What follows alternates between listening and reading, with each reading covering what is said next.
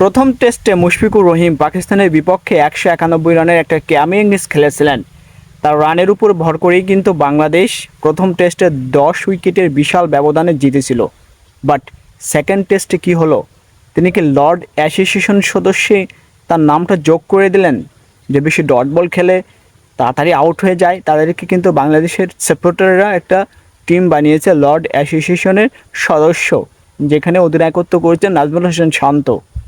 তো বাংলাদেশের পরিস্থিতি তো এখন তেমনই হয়েছে।